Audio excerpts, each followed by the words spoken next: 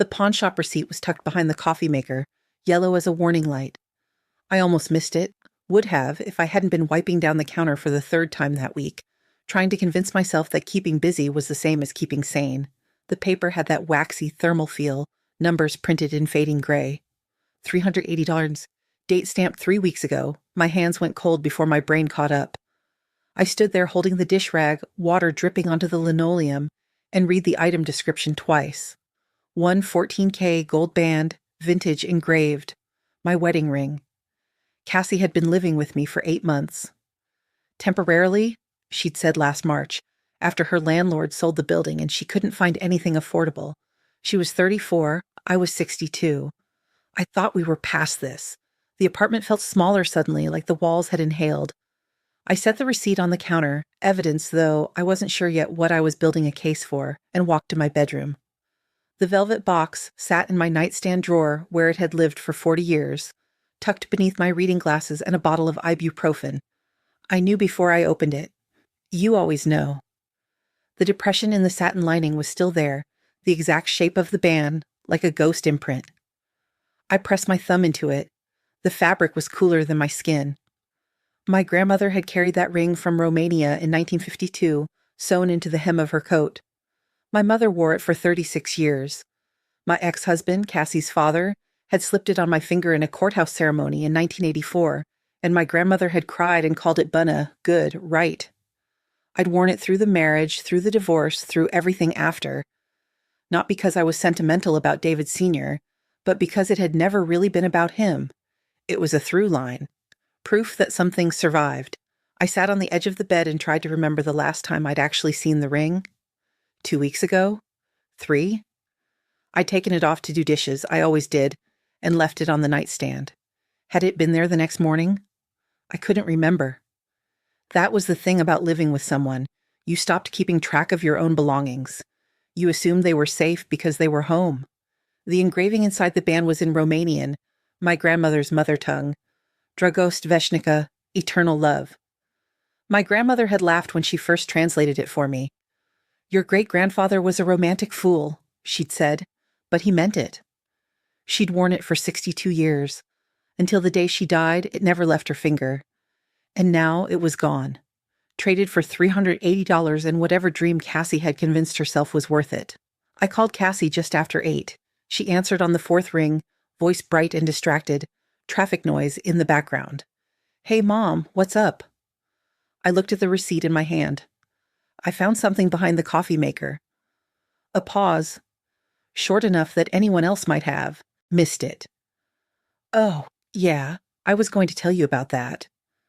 Were you? It's not a big deal. I just needed some cash for this thing, this opportunity, and I knew you weren't wearing it anymore, so I thought, you thought you'd pawn my grandmother's ring without asking.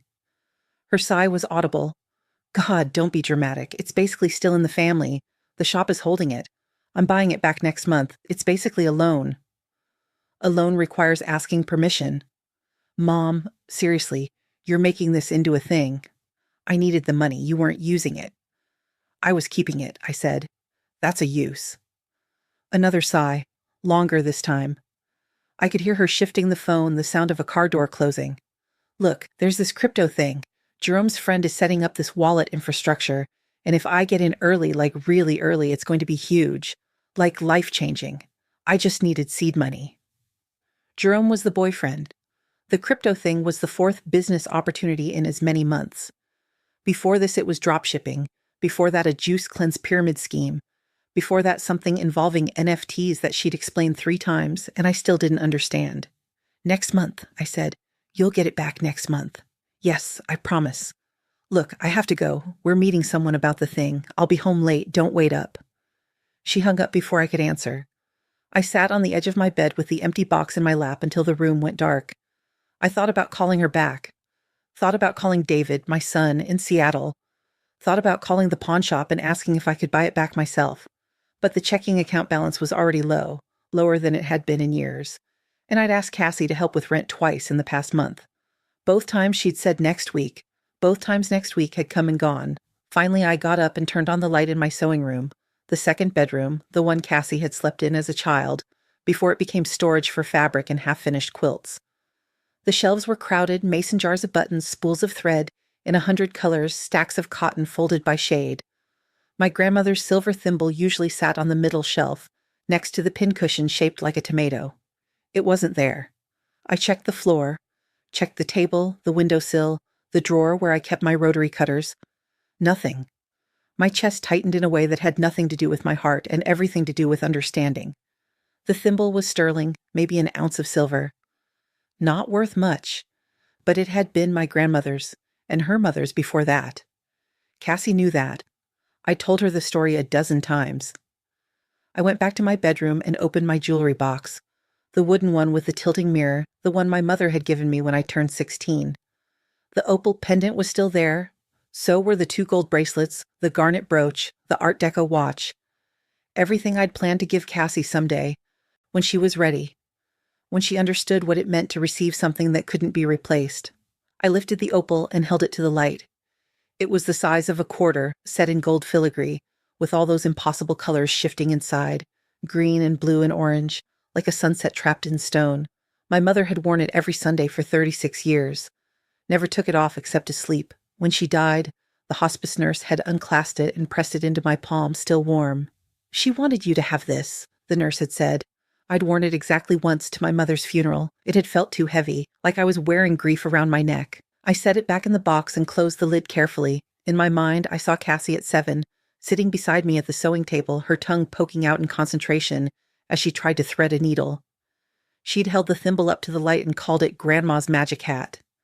I'd laughed, told her that someday when she was older it would be hers. She'd been so careful with it that day, slipping it on her tiny finger and pretending to sew invisible stitches in the air. The version of my daughter who existed now felt like a stranger wearing a familiar face.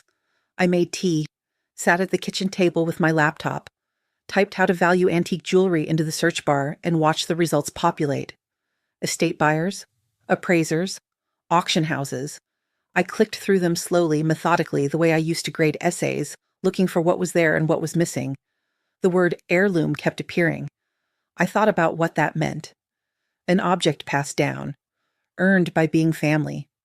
But also, I realized, an object that was still mine until I decided otherwise. One site listed warning signs of financial elder abuse. I read through them, taking money or possessions without permission, promising to pay bills but failing to do so, coercing the elder into signing documents. I closed the tab. That wasn't this. Was it? By midnight, I had a list of 6 places within driving distance. By 1 a.m., I'd made a decision I hadn't known I was capable of making. Cassie came home just after 2. I heard her key in the lock, her footsteps across the living room, the creak of the couch as she collapsed onto it without bothering to pull out the bed. Her phone buzzed again. I lay in the dark and listened to her breathing even out, then listened to the silence after. In the morning, I stood in the doorway and watched her sleep.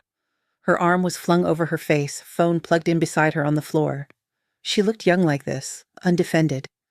There was a part of me that wanted to wake her up, shake her, ask her who she'd become. Another part that wanted to smooth the hair back from her forehead the way I had when she was small and feverish and needed me. I did neither. I carried my coffee to the balcony and watched the city wake up below me, all those lives starting over in small ways, and the taste in my mouth was bitter in a way that had nothing to do with the coffee. I had an appointment with a jeweler at 11. The jeweler's shop was tucked between a dry cleaner and a tax preparation office, the kind of place you'd walk past without noticing. Inside, it smelled like metal polish and old wood. Display cases lined the walls, filled with estate pieces that had belonged to someone once, meant something once. Now they sat under glass, waiting for new hands, new meanings. The man behind the counter was maybe 60, with careful hands and bifocals on a chain. I set the velvet pouch on the glass and watched him open it slowly, like he understood that what I was doing wasn't casual. 5 pieces. The opal pendant my mother had worn to church every Sunday, the 2 gold bracelets from my grandmother, her wedding gift, her mother's before that, the garnet brooch my father had given my mother on their 10th anniversary, the Art Deco watch I'd inherited when my aunt died, the one with the tiny sapphires at 12 and 6. He examined each one with a loupe, turning them in the light, making soft noises of appreciation. The opal especially held his attention.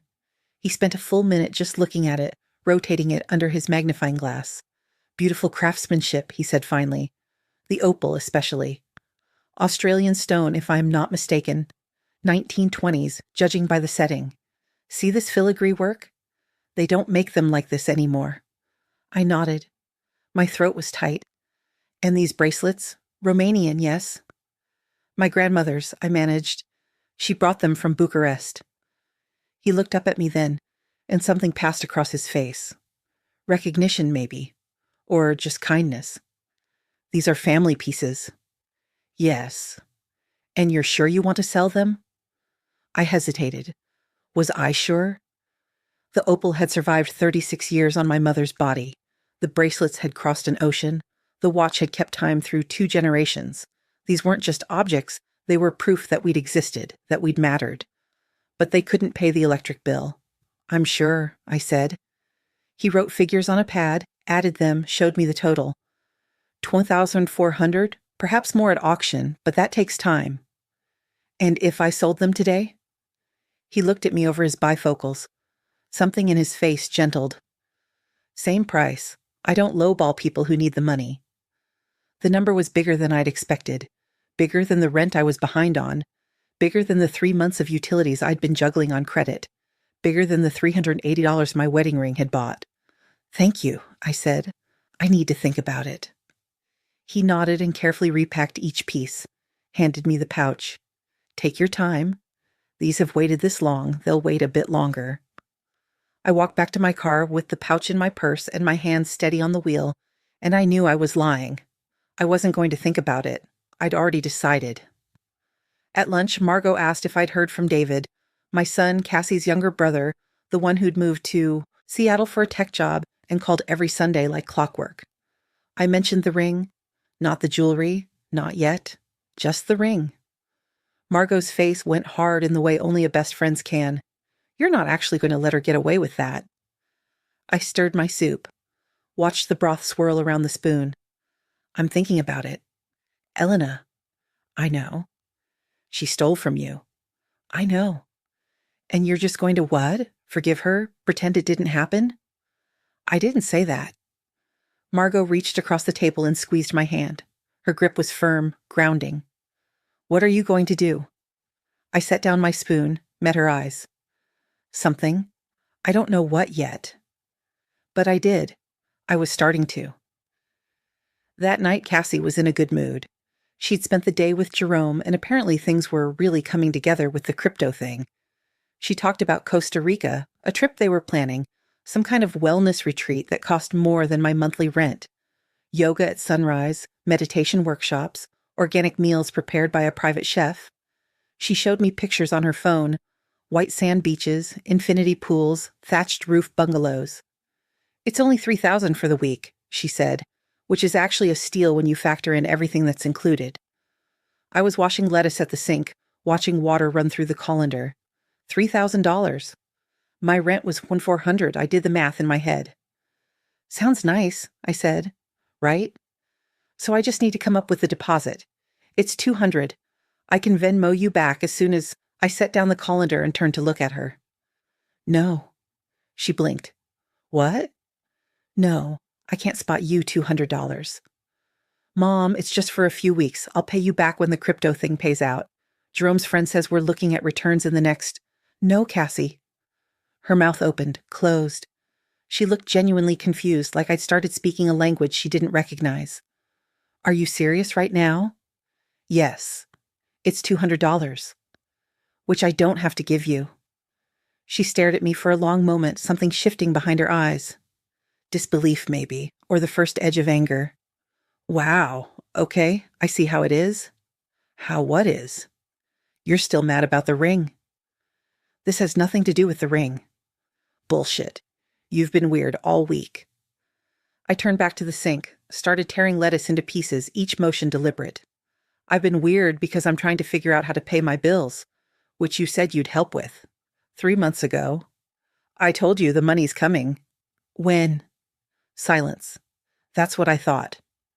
She grabbed her phone from the counter, jabbed at the screen. Fine. Whatever. I'll figure it out myself. She left the kitchen. A minute later, I heard her door slam. I went back to making salad. My hands were still steady. Later, alone in my room, I laid out the jewelry on my bedspread. The lamp made the opal glow, all those colors shifting under the surface. Green, blue, orange, impossible to pin down. I remembered my mother fastening it before church, her fingers patient with the clasp. Remembered watching her in the mirror, the way she'd touch it lightly after it was on, like making sure it was real. I remembered my grandmother's wrist wearing the bracelets at my wedding, the soft clink of them when she held my face and blessed me in Romanian. Sophie Fericita, she'd said, be happy. I took a photo of each piece with my phone. Clear, well lit. The kind of documentation you make when you're preparing to let something go. I thought about the last time Cassie had seen these. 2 years ago, maybe longer. She'd been moving into her old apartment, the one before this one, before the landlord sold. I'd helped her unpack, and she'd found the jewelry box while looking for scissors. She'd held the opal up to the window and said, God, Mom, these are gorgeous. Are these really going to be mine someday? Yes, I told her, when I'm gone. She'd laughed. Don't talk like that. You're going to outlive us all. Then, more quietly looking at the bracelets, I'll give these to my daughter someday. Future heirlooms. I hadn't corrected her. Hadn't said if you earn them. Hadn't said they're still mine to give. Hadn't said if you ever have a daughter, if you ever become someone I'd trust with them. Small regret. Then clarity. I found an estate buyer online, a woman named Ruth who specialized in jewelry and made house calls. Her website showed pictures of her examining pieces, testimonials from satisfied clients, a phone number with a local area code. I scheduled an appointment for Saturday afternoon. Cassie would be at Jerome's. She'd mentioned it at breakfast 3 days from now, and I'd nodded and said that was fine.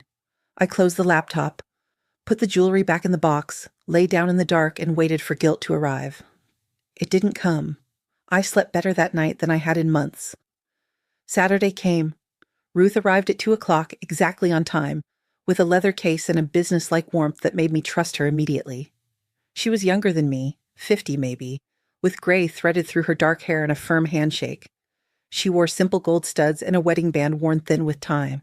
I'd already laid everything out on the dining table. She examined each piece the way the jeweler had, but with more time, more care, made notes in a small book, asked questions about provenance that I answered as best I could. Where had my grandmother lived? What year had my mother received the opal? Did I have any documentation of purchase? I didn't, of course. These weren't the kind of things you got receipts for. They were handed down with stories, not paperwork. When she finished, she looked up at me and her expression was careful, professional but kind.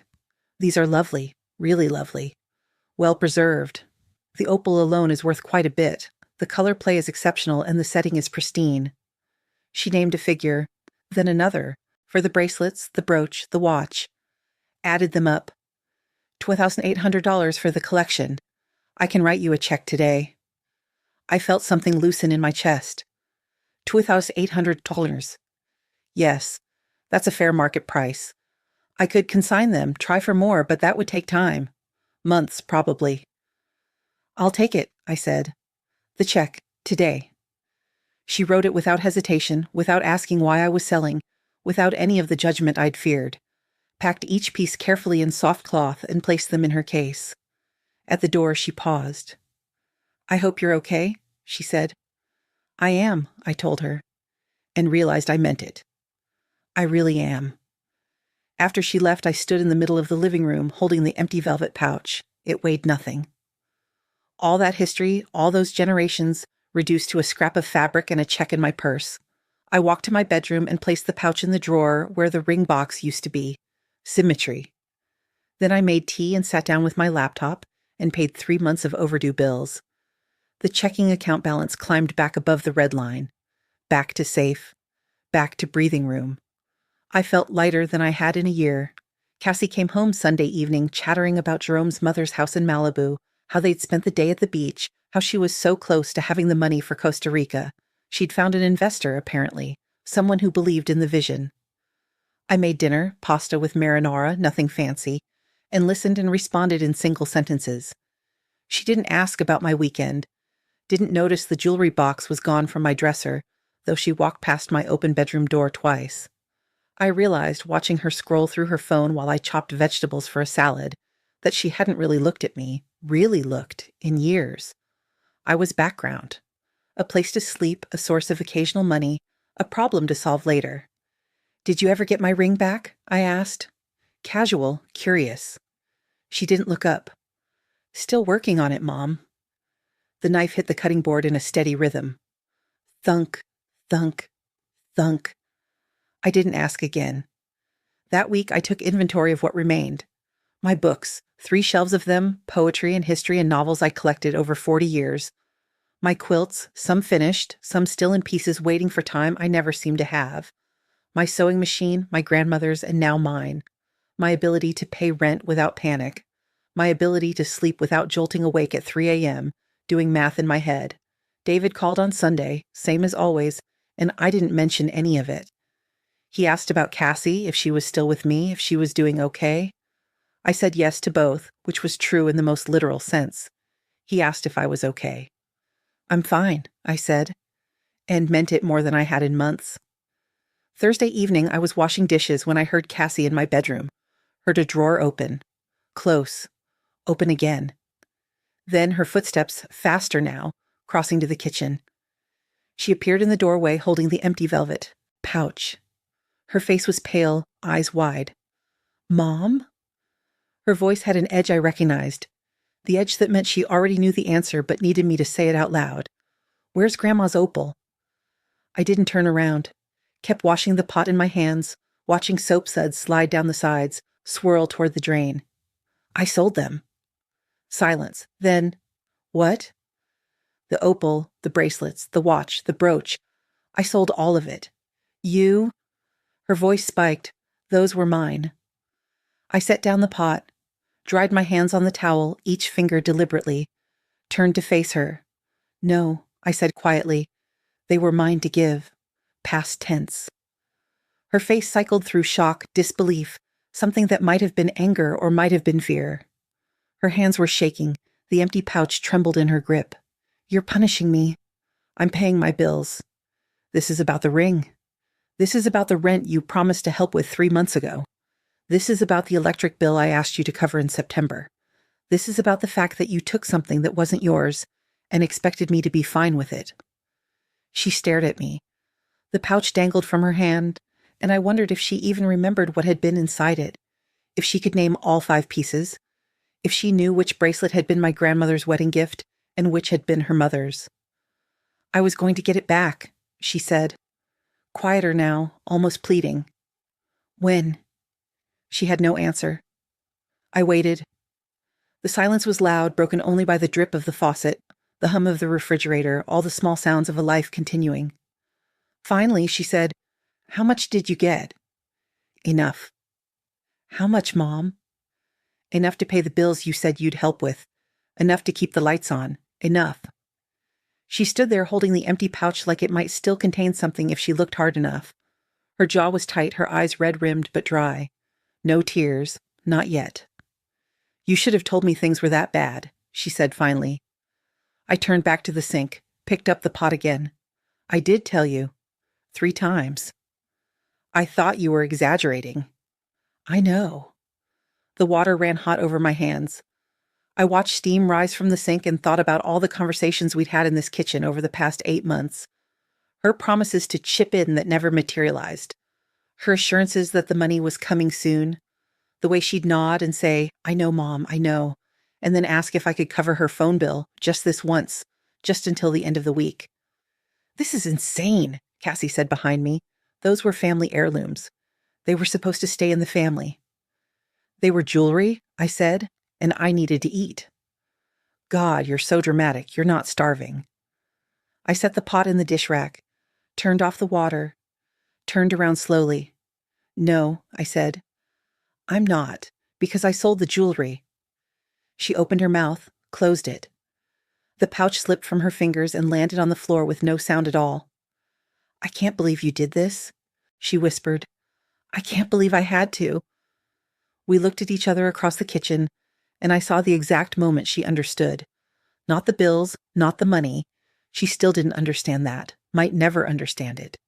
But she understood that something had shifted between us, that the ground she'd been standing on had moved. "So what?" she said. You're kicking me out now? Is that what this is? I hadn't planned to say it, hadn't practiced the words, but they came out clean and clear and final. Yes, I need you to move out.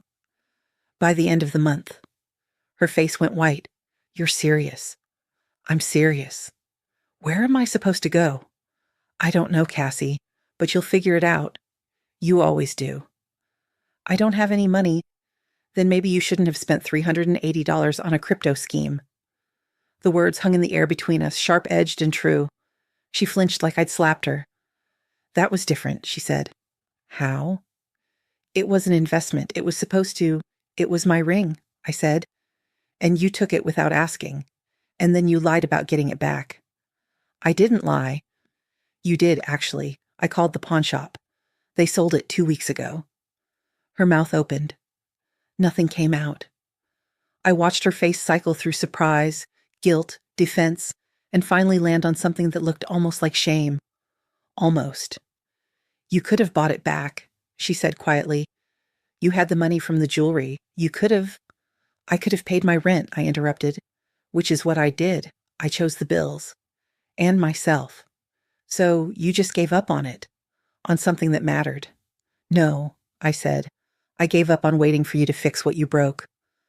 She stood there for a long moment, breathing hard, her hands clenched at her sides. Then she turned and walked to her room. The door closed. Not a slam this time. Just a soft click that was somehow worse. I finished the dishes, wiped down the counters, made myself a cup of tea I didn't want, and sat at the kitchen table in the dark, listening to the muffled sound of Cassie on the phone in her room, her voice low and urgent. Calling Jerome, probably, looking for a place to land. Good. Let her figure it out. Let her learn what it felt like to have no backup plan.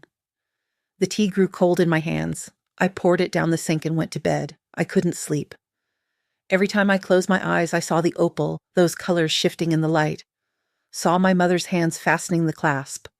Saw my grandmother's face when she'd blessed me in Romanian at my wedding, her wrists heavy with gold, her smile fierce and loving. Sophie Ferrachita, be happy. Was I happy? No. But I was standing up. That was something. Around 2 a.m., I got up and went to my sewing room, turned on the lamp, sat at the machine, and pulled out a half-finished quilt I'd abandoned months ago, a pattern called Ocean Waves, all blues and greens in complicated angles. I'd started it the week before Cassie moved in. Hadn't touched it since. I threaded the machine. Fed the fabric through. Let the rhythm of needle and thread quiet my mind. When I was a girl, my grandmother had taught me to sew. Not the way they teach it now, with patterns and instructions and YouTube tutorials. She taught me by feel, by showing me how to let my hands know what came next. The fabric will tell you what it wants to be. She'd said in her accented English, you just have to listen. I'd thought she was being poetic, old world mystical, but sitting there at 2 a.m, guiding blue cotton through the machine, I understood. The fabric did tell you. The weight of it, the way it moved, the places where it caught and the places where it flowed. You just had to pay attention. I remembered her hands, veined and strong, spotted with age but steady as they guided fabric through her old singer. She'd sewn everything. Clothes for 5 children, quilts for every bed, curtains for every window. In Romania, before the war, she'd been a dressmaker. Had a shop in Bucharest with her name on the door. After they left, after they lost everything, she'd built a new life one stitch at a time. Took in alterations, made wedding dresses, taught neighborhood girls how to hem their own skirts. When you have your hands, she told me once, you have everything. They can take your home, your money, your country, but they cannot take what you know how to make. I'd been maybe 10. Hadn't understood. Had thought she was talking about communism, about politics I was too young to grasp. But now, sitting in my quiet apartment at 2 a.m, I understood she'd been teaching me something else entirely. How to survive, how to transform loss into something useful. I sewed until the sky started to lighten, until I'd finished an entire row of the pattern, until my shoulders ached and my eyes burned and my mind was finally blessedly quiet. Cassie's door was still closed when I went to bed. The next morning she emerged around 10, already dressed, her hair pulled back. She looked like she hadn't slept either, dark circles under her eyes, her face pale and drawn. I'm going to stay with Jerome, she said. No preamble, no good morning. I was making coffee. I poured a cup, added cream. Okay. Just for a while, until I figure things out. Okay. She waited like she expected me to argue. When I didn't, she picked up her phone from the counter, put it down, picked it up again. Her hands were shaking slightly. I still think you're wrong, she said. About the jewelry. Those were supposed to be mine. I took a sip of coffee, tasted the bitterness, the heat. They were supposed to be a gift. Gifts get given when the giver decides. Not before. That's such bullshit. Cassie. My voice was quiet, but something in it made her stop. I don't want to fight. I want you to move out, that's all. She stared at me. Her eyes were bright now, glassy with unshed tears. You really hate me, don't you?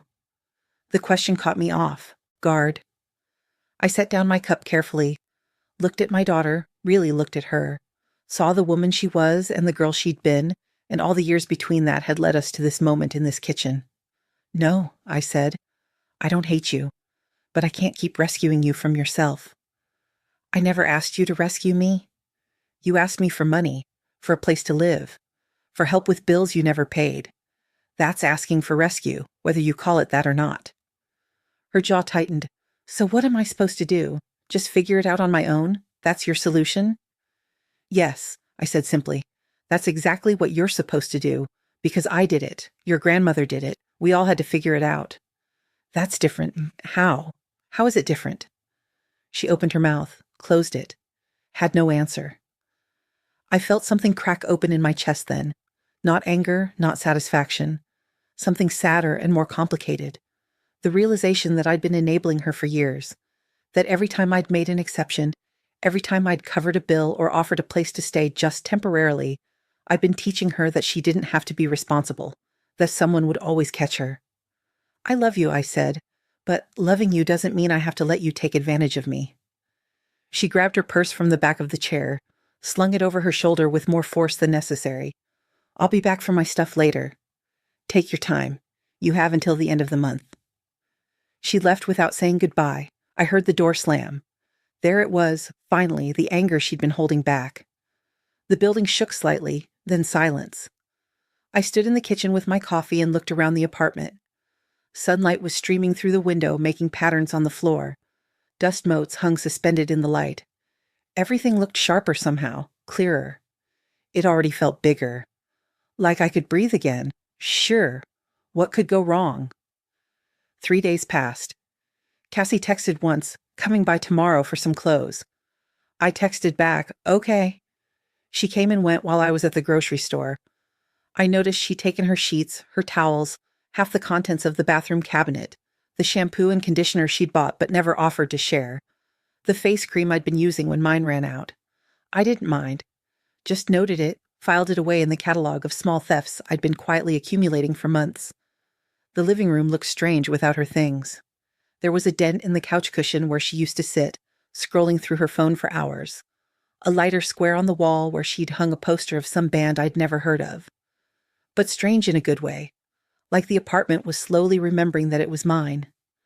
Margot called and asked how I was doing. I told her. Everything. The jewelry, the money, the eviction, though I didn't call it that. Setting boundaries, I called it. Margot laughed. Finally, Margot said.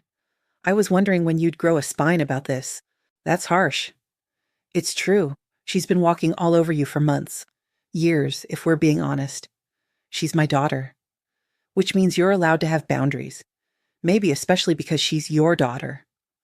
I thought about that. Boundaries. I taught Cassie boundaries when she was small. Don't hit, don't take things that aren't yours, say please and thank you. But somewhere along the way I'd stopped enforcing them. Had started making exceptions, just this once. Just until she gets back on her feet, just because she's going through a hard time. When had her hard time become my permanent problem? You did the right thing, Margot said. I sold my mother's jewelry. You paid your bills. That's different. Was it? I wanted to believe her. Wanted to believe that choosing myself wasn't the same as betraying my family. But late at night, when the apartment was quiet, I still heard my grandmother's voice. Sophie Ferrachita. Be happy. Would she understand what I'd done?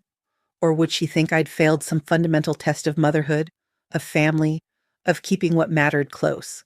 My grandmother lost everything, I said suddenly. When she left Romania, everything except what she could carry. And you know what she carried? Jewelry. She could have brought photos, documents, heirlooms, but she brought jewelry because you could sell jewelry, because it was survival. Margot was quiet for a moment, then, so you did exactly what she would have done. Maybe. Definitely. Elena listened to me. She survived by being practical, by doing what she had to do, and so did you. After we hung up, I sat with that thought, turned it over in my mind like a stone.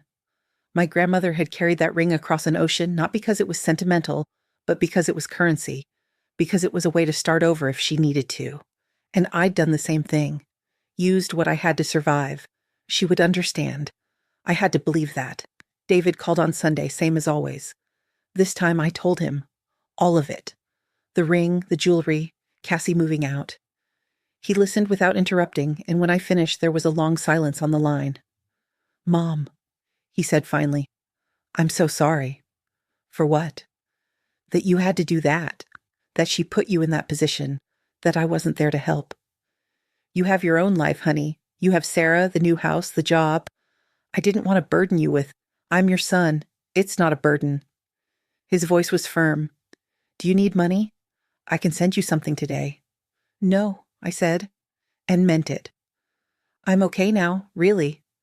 The jewelry covered what I needed.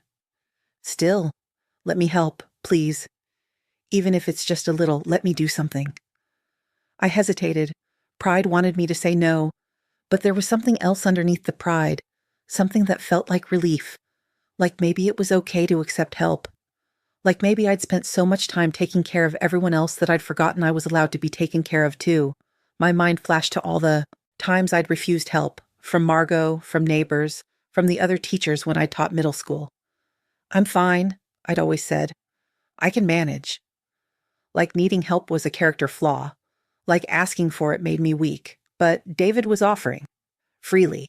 With love. "Okay," I said quietly. "If you really want to." "I do. I'll send you something this week. And Mom, I think you did the right thing. With Cassie, she needed a wake-up call. I don't know if she sees it that way. She won't. Not for a while. But eventually, maybe in a year, maybe in 5, she'll understand." He paused. "I'm proud of you. That took guts." After we hung up, I sat with the phone in my lap and let myself feel it. The relief, the sadness, the strange lightness of having told the truth, of having been heard and not judged. David understood. Maybe because he was younger, had watched Cassie from a sibling's perspective, had seen the patterns I'd been too close to notice. The apartment was so quiet. Not empty quiet the way it had felt when both kids left for college. This was different. This was peaceful quiet. The quiet of a space that belonged entirely to me. I got up and went to the sewing room.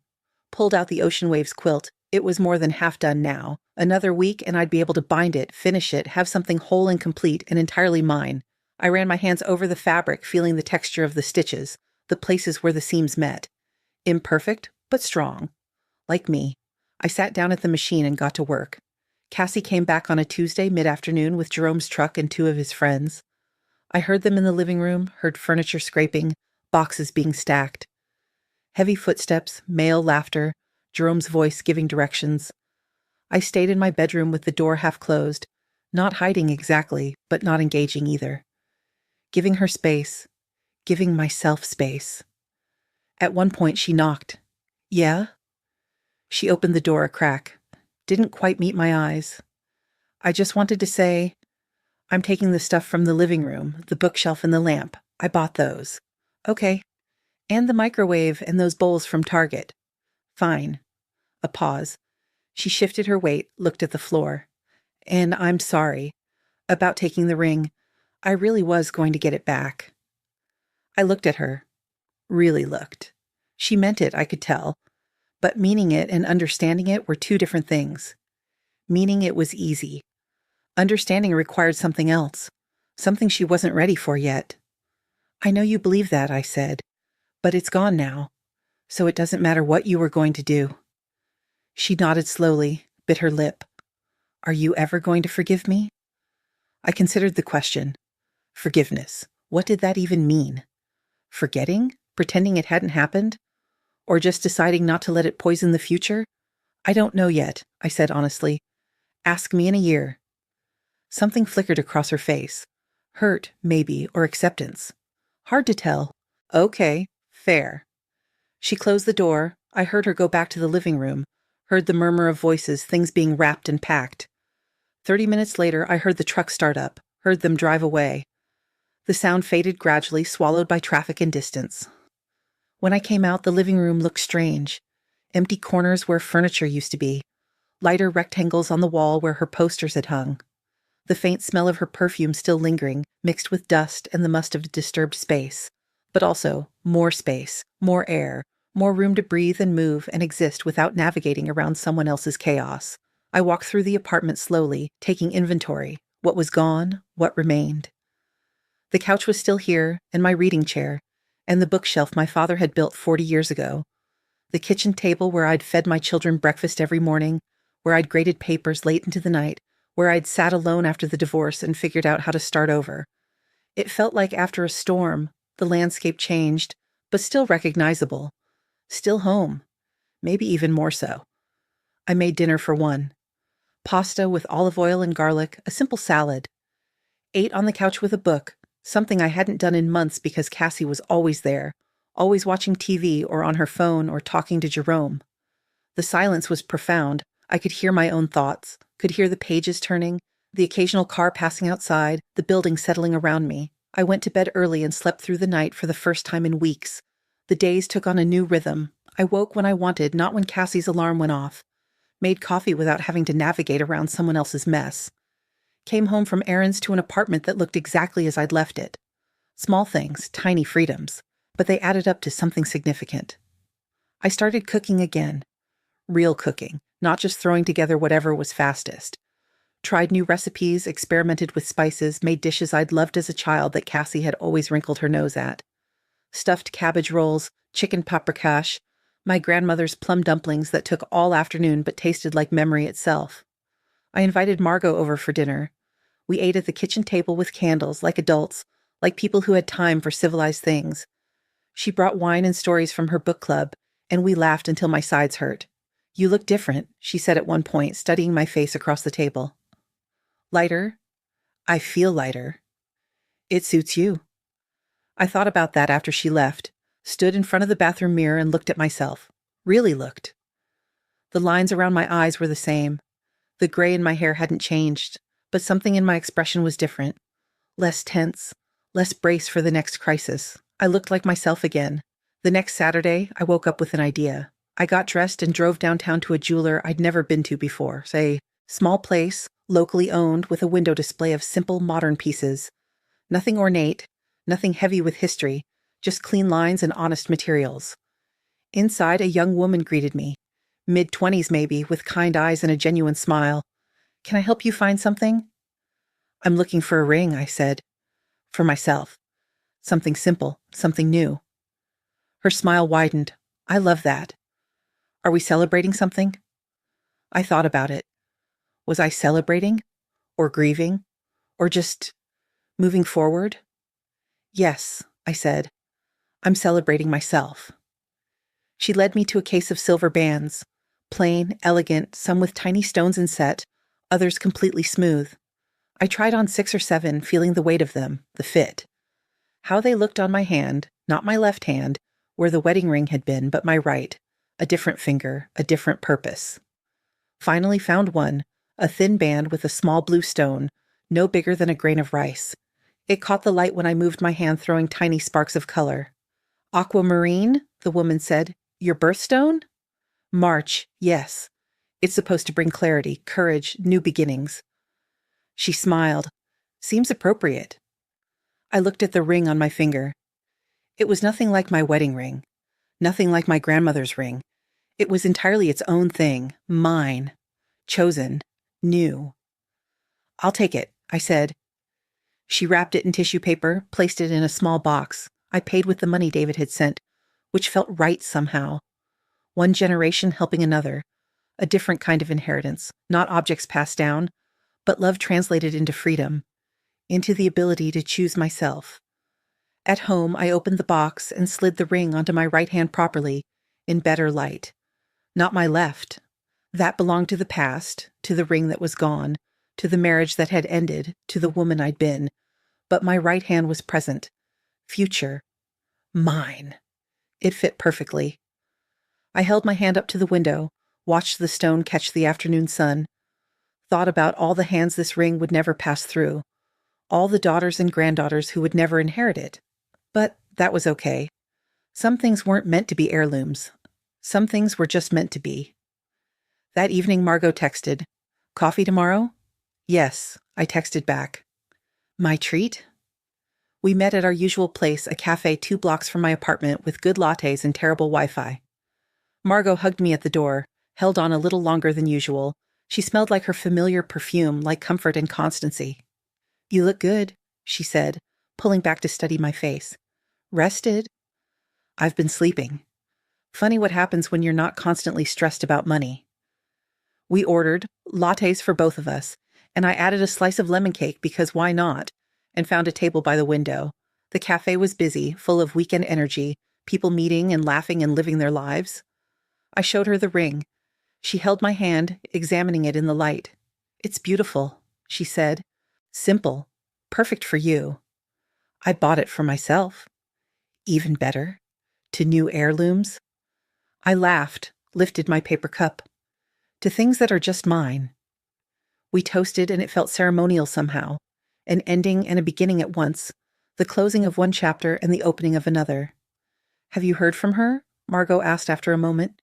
"Cassie, one text. She's fine. Staying with Jerome and his roommate. Says she got a job bartending." "That's good, right? She's working." "It's something. It's more than she had before." I took a sip of coffee. "She'll figure it out. Or she won't. But either way, it's not my problem anymore." Margot nodded slowly. "Do you miss her?" I thought about it.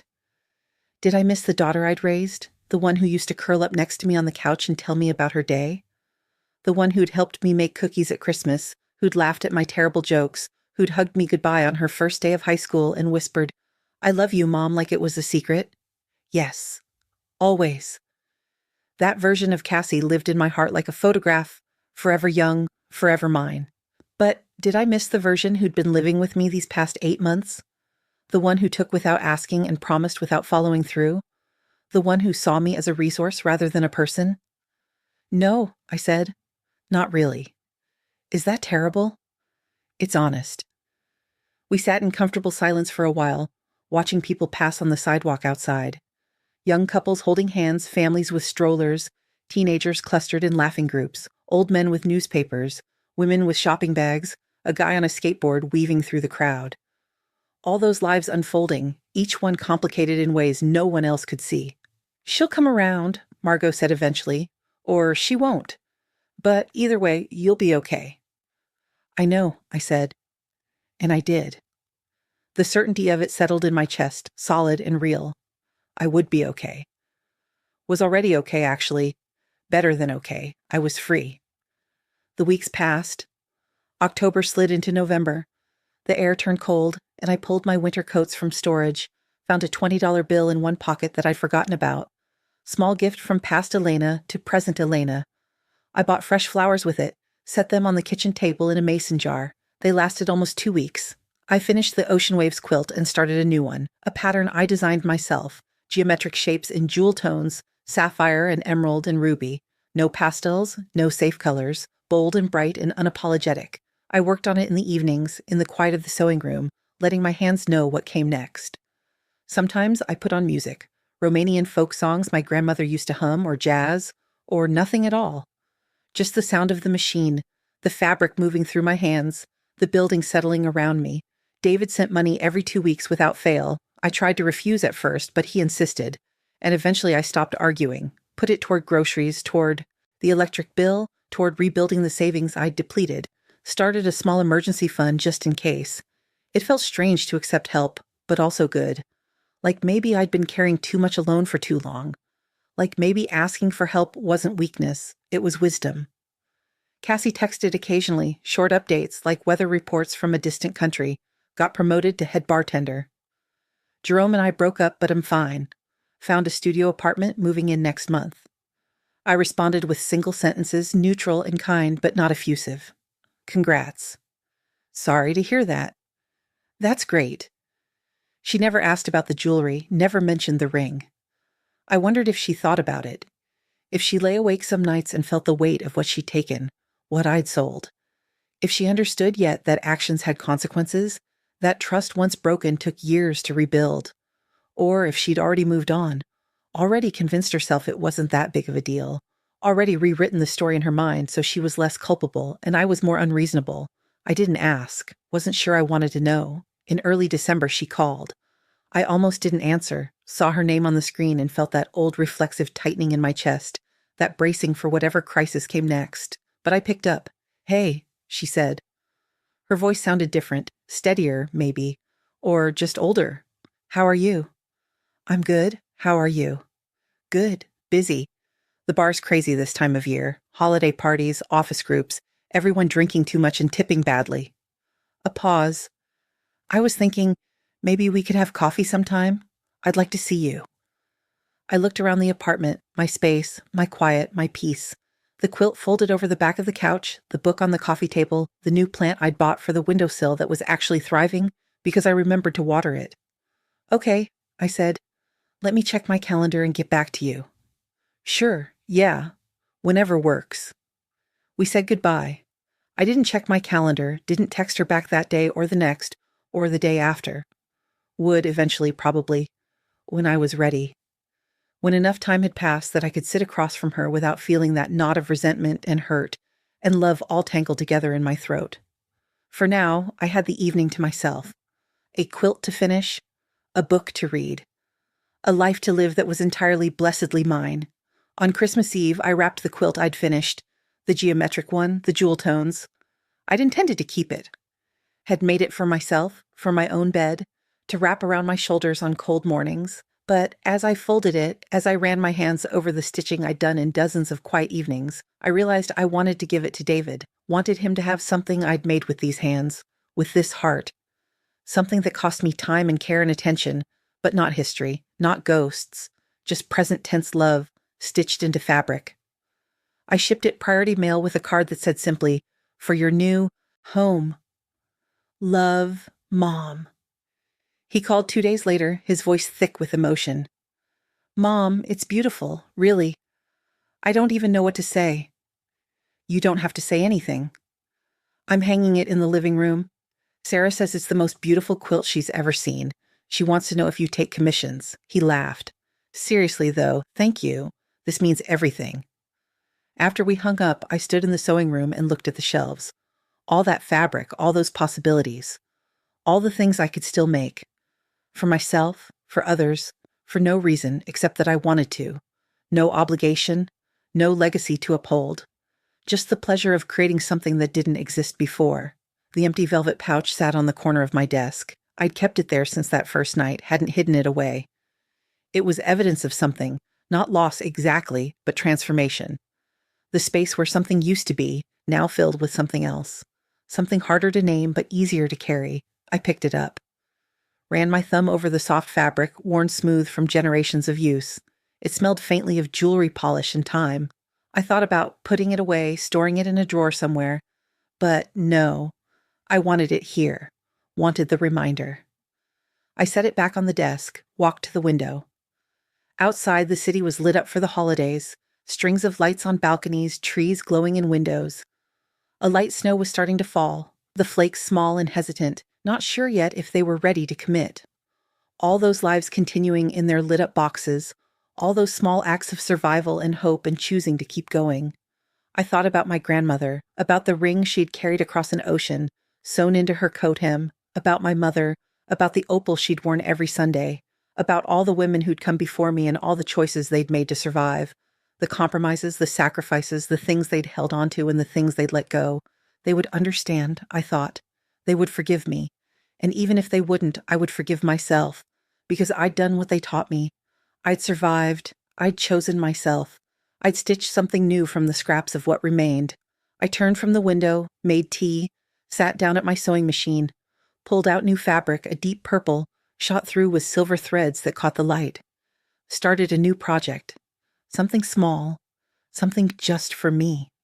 Maybe a table runner, maybe a wall hanging, maybe nothing practical at all, just something beautiful. Outside, snow began to fall in earnest now, committed to the task. The first real snow of the season. I watched it through the window as I worked, each flake catching the light, disappearing into the darkness and being replaced by another.